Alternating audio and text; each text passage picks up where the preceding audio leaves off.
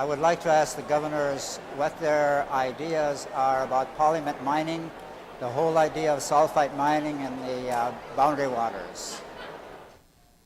Did you hear the question? And we're going to start with Mr. Horner. Yeah, the question was about Polymet mining, the proposed mine in northern Minnesota. And I think it's a good example of how we need to balance our economic opportunities and economic needs with our obligation to protect the environment. One of the things that we ought to make sure is that as we provide Polymet with the opportunity to mine, if we provide Polymet with the opportunity to mine, that we hold them accountable for whatever might occur. And part of that is going to require that we have sufficient resources from Polymet up front in advance to protect the state and taxpayers from any damage that might accrue. You know, we have to be thoughtful about how we use our natural resources, about how we use our land, water, trees, other assets for economic value in a way that produces jobs, that allows people to earn a livelihood in all parts of the state, but also in a way that is thoughtful about the obligation we have to protect our natural resources. Thank you. Mr. Hahn. This is a tough one.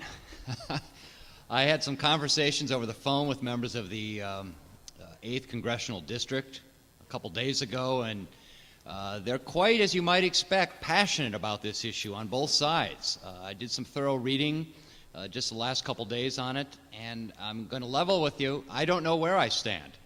I'm all for exploring ways of creating new jobs, ways of making money, adding to the employment lines, not the unemployment lines, but the employment roles and getting taxes. But I'm concerned when something this unique is set forth and there's a big company involved. It makes me a little suspicious. And I agree with Tom that a company needs to be accountable and policed, but I worry sometimes with something like this that seems to be somewhat innovative, that there could be the potential, only the potential, because I don't know better and I don't think anyone does yet, of some permanent damage to the water in that area of the state. And so we have to be very careful.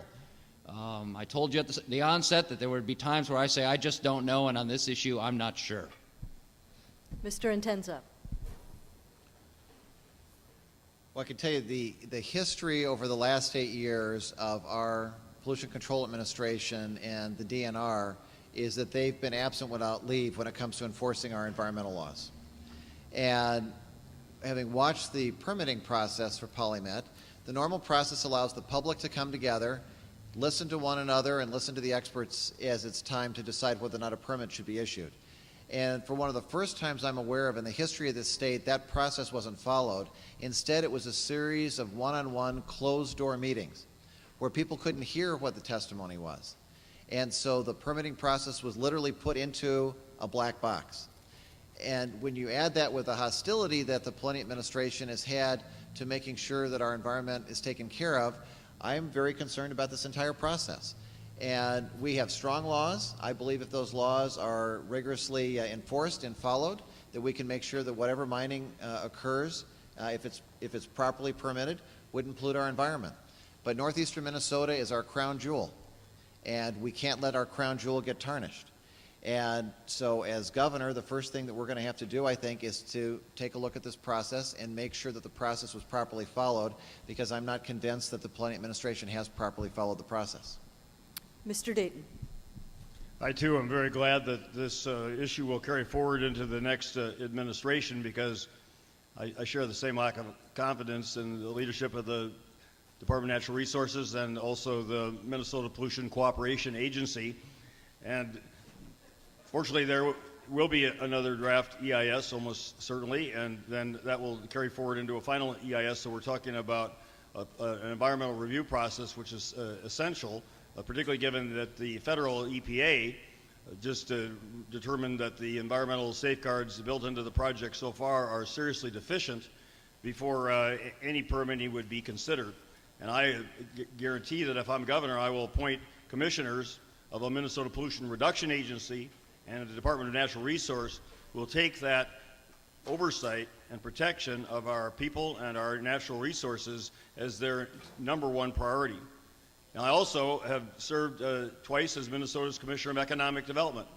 And I believe in general principle that responsible economic development and responsible environmental protection can be allies and should be allies, not competitors, and it shouldn't be a matter of choosing one over the other. Jobs are important. The site up there is a former industrial site, the LTV taconite facility. It's a resource extraction economy upon which so many jobs in northeastern Minnesota depend, and the ancillary jobs that support them. And so I will try my best to find a balance there, a responsible balance, but environmental protection will not be compromised.